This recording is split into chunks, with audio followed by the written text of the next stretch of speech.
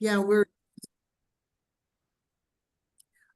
just really excited to have our, I think it's our fourth season of webinars, and we really appreciate the interest and support from all of you who come out for these. So it's a collaborative effort between the Bethlehem Co-op Market and the Bethlehem Area Public Library. And I am going to stop talking and pass it over to Liza, who's one of our member owners. And if you may recall, she also did a presentation last spring that was very well received. So I'm going to pass it off to Liza. Good evening, everybody. So like Carol said, last year I did a webinar on your plant-powered plate. So this is kind of a continuation of that, specifically shopping locally and seasonally. So Matt, if you could advance the slide for me. So we're going to go through some tips and tricks to power your plate with local and seasonal fruits, vegetables. I'll take you on a little tour that I did a few Saturdays ago. And then, if you joined me last year at this time, I presented this particular slide of information on ways of eating, specifically, looking at the different vegetarian flavors and, the standard American diet, which, as we know, the Western diet or the SAD diet it unfortunately is high in processed foods, refined carbs. But there is definitely a move away from that. Just last night at our move committee meeting, we touched on the movement within the Lehigh Valley for the blue zones. So if you're not familiar with that, I believe that is a webinar that is coming in April to talk about the blue zones, and it's a very interesting aspect, and it really centers one aspect of it really centers around um, the way people eat and how it is plant-based focused. So that is one of the ways of eating, which is plant-based, and that can be an overarching way that you eat, even if you still eat chicken or fish. Being plant-based focused is something that people are striving to do more of these days. Personally, I am an ethical vegan, which means that the way that I eat and live uses little to no animal products or byproducts. So it's not just about the food on my plate; it's the products in my home. It's the healthcare products that I use. Tonight as I was getting ready, my shampoo, my the moisturizer that I put on my face, all of that is sourced from non-animal products, and with companies that have a focus on that. But what we're really going to look at is plant-based eating tonight, and how to really focus your plate and get a rainbow on your plate even during winter. Matt, if you could go ahead to the next slide for me, please. So the benefits of eating locally. This is just a few bullets here, talking about really what it does to not only you personally, but the local environment. So purchasing local grown food helps maintain our farmland, our green spaces. If you've been in the Lehigh Valley for even 5 years, you've noticed the explosion of growth that we've had. Oftentimes I'll stay kind of like in the Bethlehem area, and then I might venture up to say Nazareth. I'm a coach for Girls on the Run, and last season I was coaching for the Nazareth School District.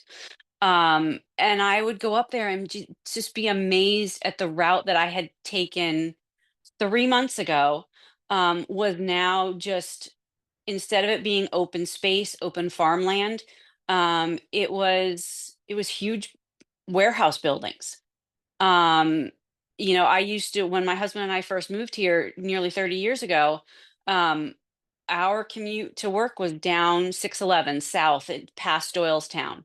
That area now, if you're familiar with it, it used to be open farmland, open space, and now it's just shopping plazas, big box stores. So purchasing locally helps maintain, our open space locally.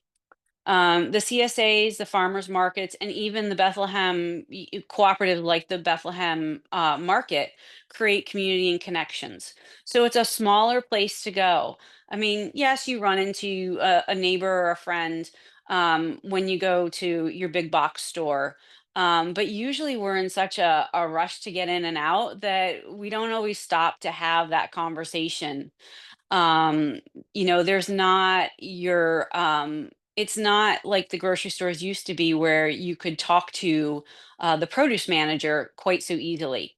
And that's truly a benefit of shopping at some of these um smaller local places. One of the places that I frequent is the Easton Farmers Market. And I'll touch on some of the specific vendors that I go to. And I'll be honest with you, I am not the kind to just strike up a conversation with a stranger. But those vendors, they see me week after week. Sometimes it's nothing more than a hey, how you doing? And other times they're going to tell me what's new, what's fresh, what's going out of season, what they may be running low on. And those all help me put the right food on my plate, bring the things home that I really want. So, when Shoal Orchards is running low on my favorite Honey Crisps, I know to stock up and put them in my fridge. Um, and I also, just learned that from talking to one of the local farmers that I didn't have to peel my rutabagas and my turnips. That I could just put them in, chop them up, and put them in my winter vegetable stew. So it's that kind of stuff that you're not going to get when you go to a big box store. Your local farmers are going to grow a variety of unique foods and heirloom produce that you may not get at a big box store. um, Money spent with your local farmers and growers really stays close to home. If you think about it, some of those local farms, they've been in families for generations, right? They're sending their kids to the local schools. They're investing in the local community. If you ever step back and watch at a farmer's market, you'll kind of see a little behind the scenes trade happening. Um, and I didn't really notice it like the first year I really started frequenting the farmers market. But one farmer will bring over a box of apples to another farmer who hands him a box of greens. And they're exchanging goods. They're keeping everything right in the local community. And my money is staying right in the local community by shopping with them. And then the last thing is really food sustainability. So the foods that are coming from further distances really can be impacted by fluctuating prices, and not just from you know you're looking at gas prices, right? So if you've got a tomato coming from California, it's got to truck its way all the way across the United States to get to you. There's weather impacts, there's the price of fuel changing, not to mention that that tomato, by the time it gets to you, has lost its freshness. It's probably lost some of its flavor, and it's definitely lost some of its nutrition. So shopping local is really going to give you the freshest and the most nutrition dense fruits and vegetables that you can get. Go ahead and flip to the next slide for me, please.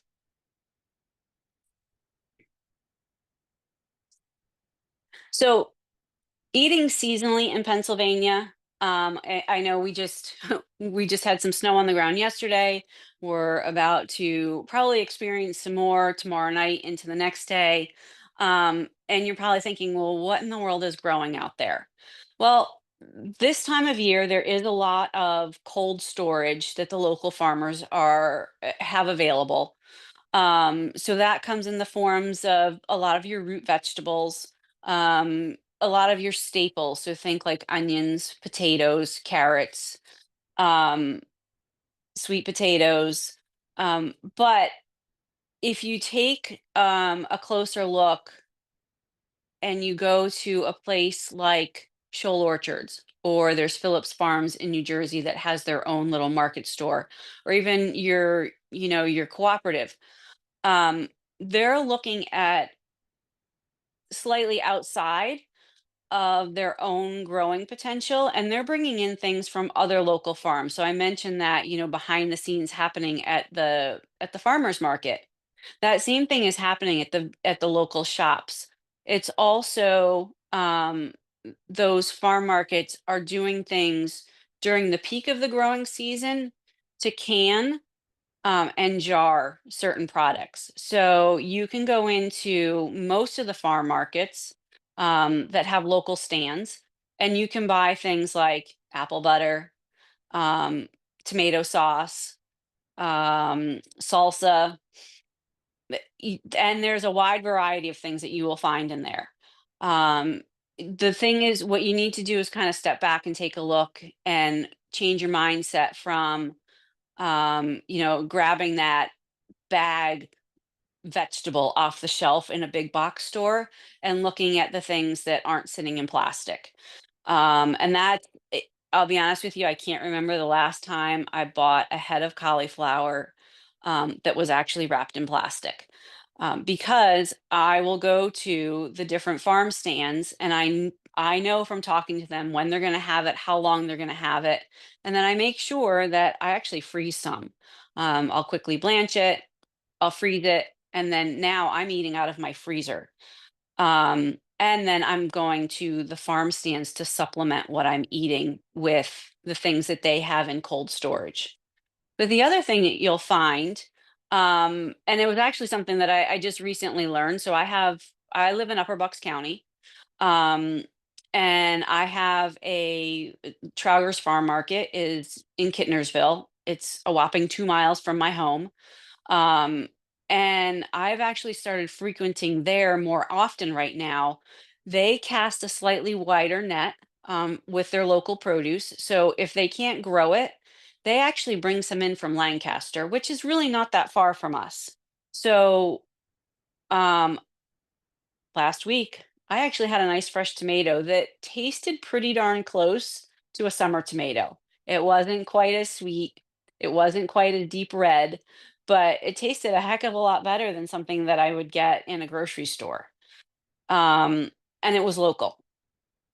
The other thing that I found, was that, and I have a little sunshine next to it because for the month of January, I was able to get fresh spinach grown right here in Upper Bucks County.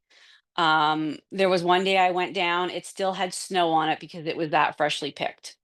So it doesn't take much, um, to find some good, healthy treasures to put on your plate. But like I said, root vegetables, staples like apples, pears, you're still going to be able to find those at your local markets. Like I mentioned, Shoal Orchards. There's Phillips Farms just over in Milford, New Jersey. I kind of count myself pretty lucky because of where I'm located.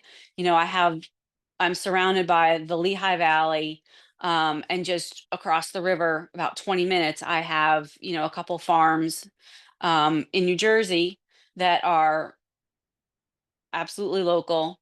One of them, Cabbage Throw, is organic. Um, and then, like I mentioned, just south of me, 2 miles away is another farm stand. And by going in and, like I said earlier, going in and talking to those, um, to the local farmers, I can find out how long certain things are going to be around. So I know that, that spinach is probably dwindling. I might get another week or two out of going down there and finding it, but I'm going to take advantage of it before I dip into what I have in the freezer. Um, and so, on the left side of this slide here, I have a seasonal, just a snapshot of the seasonal produce calendar. At the bottom of the page is the actual website where you can get the full seasonal calendar, and it gives you, a full page of all the produce in Pennsylvania, and when it is typically at its peak. And obviously you'll see just from the snapshot, right? July, August, and September are going to be our big months. That's our big growing season. But like I said, you can find treasures like fresh spinach today. Apples are going to stay through probably through the winter. Um, Now there may be some varieties that will not be available. I know for certain my favorite Honey Crisps are already gone. So I've moved on and I've found an Evercrisp. Um, and the other great thing about that is I always went in and I always bought the same apple. And when they ran out, I hope that what I had stocked up in my own refrigerator lasted me long enough. But by talking to the farmers and those that are working in the market, they gave me an Evercrisp apple and said, "Here, try this." That's not something you're going to get at your big box grocery store. Um, excuse me. They're also going to, like I said, tell you when certain things are going to be out of season, so you know how much longer you can have that favorite dish of yours. Um, so if you want to go ahead to the next slide, please. All right, so this is, I mentioned at the beginning, a little tour that I took of Bethlehem. Um, and so nearly every Saturday you will find me in Bethlehem.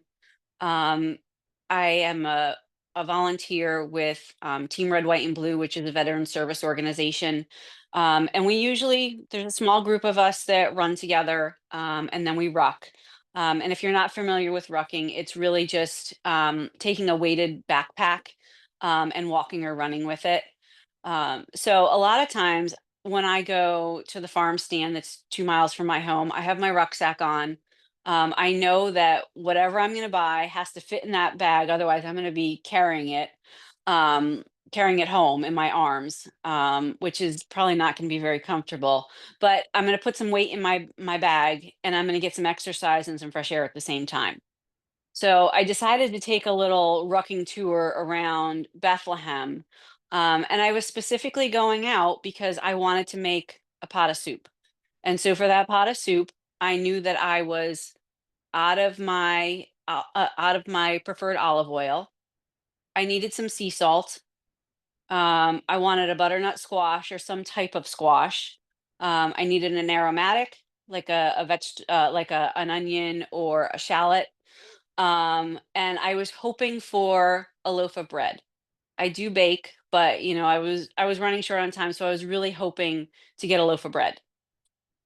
So this little, you'll see on the right hand side of the screen, this little map, that was actually from my route, and I starred the places that I wanted to go. And this was just under 8 miles that I did around walking around Bethlehem. So you can see just what you can find in that short distance. So I started and ended at the library. And my first stop was Seasons on Main Street, where I picked up my olive oil and some coarse flake sea salt. From there, I actually did a bonus stop because I needed a cup of coffee. And I will tell you that, coffee shops, there's quite a few in Bethlehem. My current favorite one in Bethlehem is Biddy and Bowes. But after attending the Move meeting last night, I need to go and sample Lit, who will be featured at the food market. Um, so I grabbed my cup of coffee, and my next stop was a walk up to Shoal Orchards on Center Street. And that's where really I got the bulk of what I wanted. Um, when I walked in, I went first for the butternut squash. I was able to find a nice size one, and then I picked up some shallots, um, a bulb of garlic, and then I found some Brussels sprouts. Now, I was really hoping to get a loaf of bread, so I left room in my rucksack so that I could move on to my next stop, which was the flower shop on Linden Street. Um, and when I got there, I didn't know that they had been closed for a few weeks, and they had just reopened after their winter break. So when I got there at about 1, 2 o'clock in the afternoon, the case was pretty well cleaned out. So I did not get my loaf of bread that day. But then I kind of moved on and I went, to my next stop, which not realizing really what trajectory I was on, but I was on Linden Street. And like I mentioned, I am vegan and I have a sweet tooth. So I stopped at Vegan Treats and I picked up a cookie. And then when I got back to my car at the library, um, Veg Out is right there on the corner. And I don't often get to go in there because of their hours and the time that I'm in Bethlehem. So I actually stopped in there and I was able to pick up butterhead pepperoni and mozzarella, which are both vegan. So going back to the things that you'll find, from other vendors in shops, um, Butterhead doesn't have their own brick and mortar store, but um, they do have their products available at a few different places around the Lehigh Valley. And I got lucky. I got the last pepperoni, and I was able to pick up some mozzarella for pizza that night. So my little rucking trip, which I said was just under 8 miles, which as far as driving is really not that far, right? Um, I had 3 stops. I was able to pick up my olive oil, my butternut squash, shallots, garlic, and Brussels sprouts, and then I got a bonus out of it with the coffee and the cookie and the pepperoni and the mozzarella. Um, I will also tell you when I got to, I was back and closer to um, the library, I looked to my right and there was Verde, which is a small shop that offers sustainable products. So if you want dish liquid, you can bring in your own jar and refill it there and get your own dish liquid. Unfortunately, by the time I got there, they were closed. Um, but they have all kinds of sustainable items, and from time to time, they actually have a local vegan bakery come in and do donuts on a Saturday morning. So that's something to keep your eye out for. Um, so, it's great the way that, again, going back to why is it important to not just shop locally for your fruits and vegetables, but shop small because those shops are sharing their space. There are restaurants that share their kitchen after hours with other folks that are trying to get established in the restaurant. Um, there's things like salsa that is made in a bagel shop, if you weren't aware. So it's that kind of thing that happens within the small business community. And by going to the different places, you learn how things are made and how much availability we really have, even in the middle of winter. Um, Now, again, as I look to one side, I saw Verde, and then if you know where I am on the street, right, just down at a glance, you can see the new Bethlehem co-op market. So, again, all within an 8 mile radius. I had three specific stops, some bonus stops, and a couple places that, I couldn't get to, but hopefully soon will be able to. Now I was able, a weekend later to finally get that loaf of sourdough bread that I had hoped for, because I was at the Easton Farmers Market. Um, and the farmers market is another great source of local fruits, vegetables, and other products. Um, so there's a couple bakeries that are usually there, even in winter. So those farmers are still working hard, even in the worst of the weather. They're coming out to the farmers market. They're opening their market doors, and they're bringing some pretty fantastic products to the area for from the local area to us. So, one of the pictures down here at the bottom is what I was able to get from the Easton Farmers Market with limited vendors. Um, Primordia mushrooms, Shoal Orchards is there. Both bakeries. So Apple Ridge and the Flower Shop are there as well. And it changes from week to week because it is the market, because it is the winter market. But that's a great source of um, local products, local fruits and vegetables. Um, if you want to go ahead onto the next slide for me. All right, so I mentioned that butternut squash and those Brussels sprouts that I bought. So I did include two recipes within this. Um, one is a butternut bowl. This one is pretty simple. Um, you see the butternut squash. I have some shaved Brussels sprouts, um, some seasonal greens. In this case, I had some spinach from the local farm, um, some chickpeas, dried cranberries, and slivered almonds. And then I used um, seasoned black garlic, balsamic vinegar, and their ginger olive oil. But you can use any combination of um, olive oil and vinegar. Some apple cider vinegar would be great on this. Little salt and pepper, and call it a day. And you've got a healthy, locally made meal. And I did not have to set foot in a box store for this. Except, I've got some staples in here, but those are things that I typically have on hand at home. Um, so, if I didn't have cranberries, I could find something else or leave them out altogether. It's rare for me not to have chickpeas, but I can always substitute in cannellini beans, or some other protein. Um, the other optional thing is to add in some warm grains to this to make it even a heartier bowl. So think in terms of like wild rice, brown rice, quinoa, or bulgur. I'll add a nice nutty flavor to the bowl, and some protein as well. And go ahead on to the next slide for me.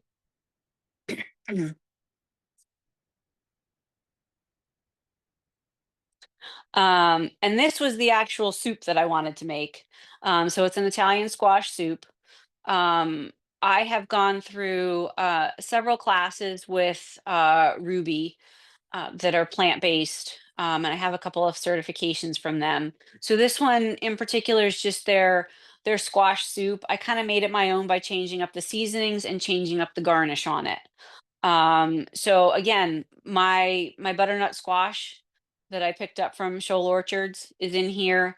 I happen to have another half of one that I didn't use.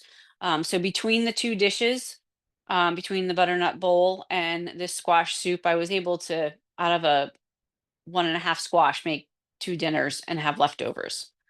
So butternut squash, a Lehigh Valley gold potato, which I'll come back to that in a minute. Um, you can do shallot or a yellow onion. And then I seasoned it with the season's Tuscan seasoning, but you can certainly use any Italian herb blend that you have on hand. And then I had sliced Brussels sprouts, thinly sliced Brussels sprouts, and cannellini beans. And the instructions for making the cannellini beans and the Brussels sprouts are included in here as well. If you've ever had roasted crunchy chickpeas, you can do that with just about any beans. I've only experimented at this point with cannellini beans and they come out fantastic.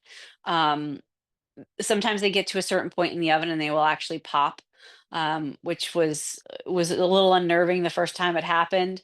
But they taste fantastic. So once I was done bringing this soup together, I garnished it with just some roasted Brussels sprouts and the cannellini beans and some additional seasoning, and then a drizzle of olive oil. And since I didn't get my sourdough bread, I sort of uh, dove into my King Arthur cooking book, and pulled out a recipe for cacao de pepe, which are rolls that are just full of um, Parmesan cheese, and crushed black pepper. Um, and what I did is I made a nut-based Parmesan to keep it vegan, for the dough itself, and then for the outside I used a commercial Violife Parmesan, which I do tend to keep on hand. But again, my little 8-mile trip netted me 2 meals, um, locally sourced food. Um, and again, I used the things that I wasn't able to get at the local markets, at the local farm stands, were all things staples that I had on hand. And again, if I didn't have that Italian seasoning, I could have swapped it out for something else.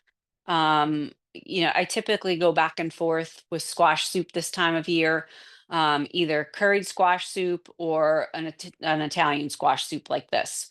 It's quick, it's nutritious, and I can add things like rice to it to bulk it up a little bit. Maybe I want a little heat, so I'll add some curry to it.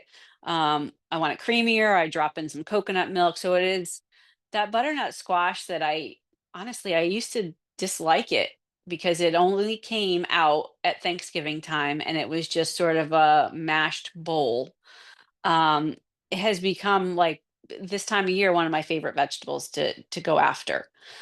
And again, I don't typically go into the grocery store to buy it. Usually one of the local farm stands is where I'll pick it up from. And there are different varieties. There's your typical butternut squash, but you can certainly use an acorn squash. You can use a kombucha, which has a little bit more of a deeper orange flesh to it.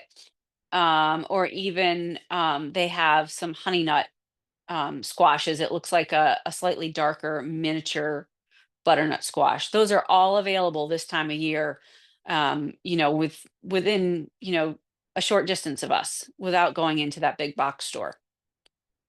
Um, so I wanted to mention the Lehigh Valley Gold potato, because that has also become a favorite staple of mine. I almost always have several on hand. Um, I use them in place of a russet potato. They're great for baking. They're great for boiling and mashing. I rarely peel them. The peel on them is nice and thin, so that if you want mashed potatoes, I leave the skin on. If I'm ever in a position where I really don't want the skin, and I peel them, those skins make delicious potato skins. You toss them on a sheet pan with a little bit of olive oil and toast them in the oven, or drop them into an air fryer if you have an air fryer. So again, going back to that food sustainability, that also is using and keeping your waste low as well. So using every part of it. When you go to make a soup and it calls for celery and carrots, keep your scraps and toss them in the freezer. Um, I can't remember the last time I bought a container of vegetable stock because I usually have enough scraps that I will make vegetable stock from all the scraps. Um, but as far as the Lehigh Valley Gold potato goes, it is named for the Lehigh Valley because that's where it was grown and developed. So it is actually two potatoes that were a male. I didn't realize that potatoes were male and female, but it was two potatoes, a Kuka Gold and a Pike potato, that was developed into the Lehigh Valley Gold. And so the name actually pays homage to the potato heritage within the Lehigh Valley. Um, and so this potato has been around since about 2007. And the article that I read on the the PSU website talked about how the Lehigh Valley used to have about 14,000 acres of potato farms. And now, as of that article, and that was 2007, it was down to about 400, which I find staggering. Because again, going back to the development, and keeping things local. keeping our farmland and our green space open. That speaks to the number of farms that have been lost. I mean, even if it went from 14,000, down to 10,000, that's 4,000 acres of farmland lost, um, of green space that, has been replaced by likely a tall building, or a warehouse. So again, going back to, one of those first slides where we're talking about, keeping things local, keeping things within our community, the money that is spent stays in the community. Um, all, it really comes full circle.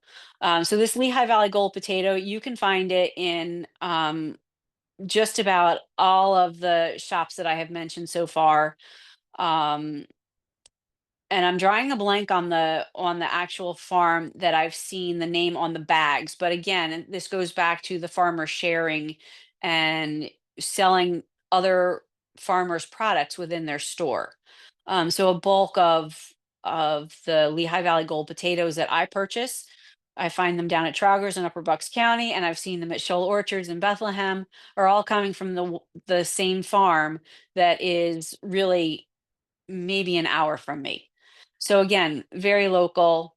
Um, you can follow the farms on Facebook, and they will actually show you the process that they are going through and some of the issues that they're having. So when we had, that long period of no rain, um, the impact that it was having on them and how they had to adjust their growing, um, they share that out on social media, so you can really see and appreciate, what it takes to get that potato to your plate.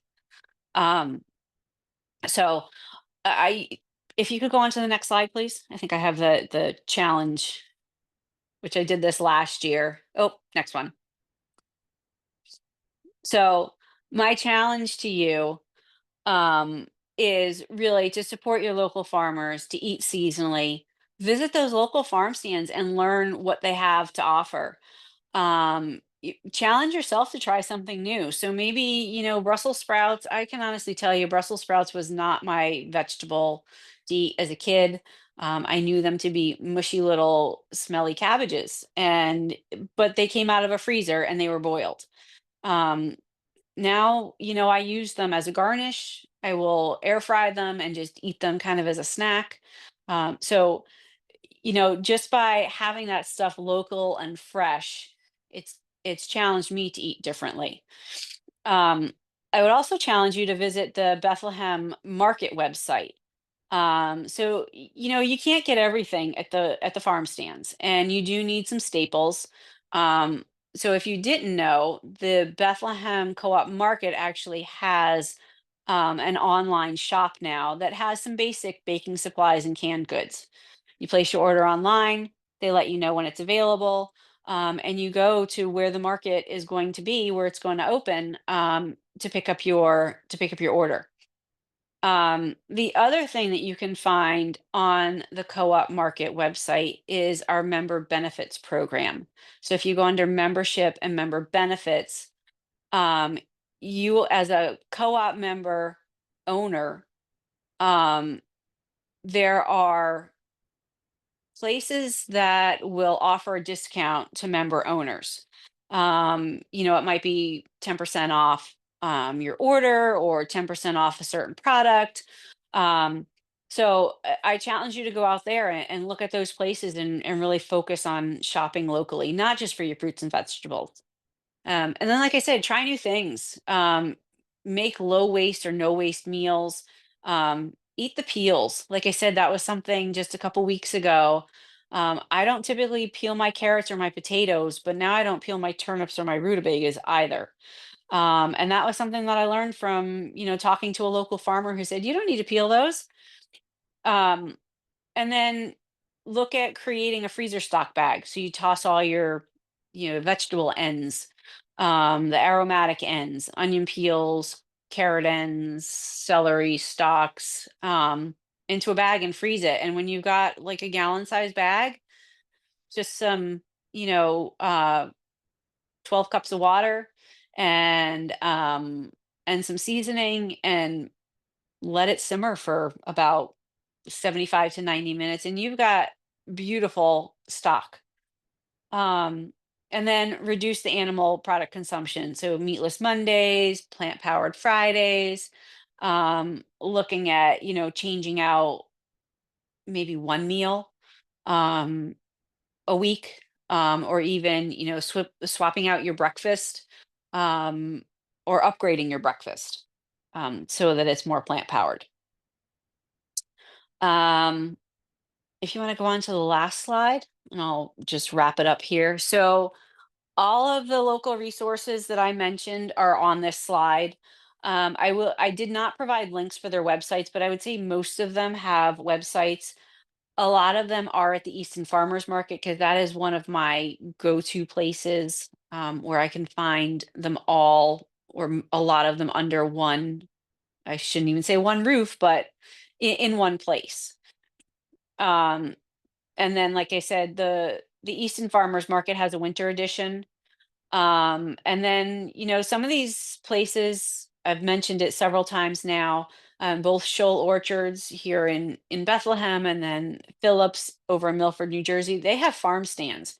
Trauger's has a farm stand, and you'll find, um, a host of local items that you can purchase. Um, and then the bakeries and some of the other stock products I've listed here as well. So that brings me to the end of plant powered eating locally, and seasonally. So hopefully you find that helpful.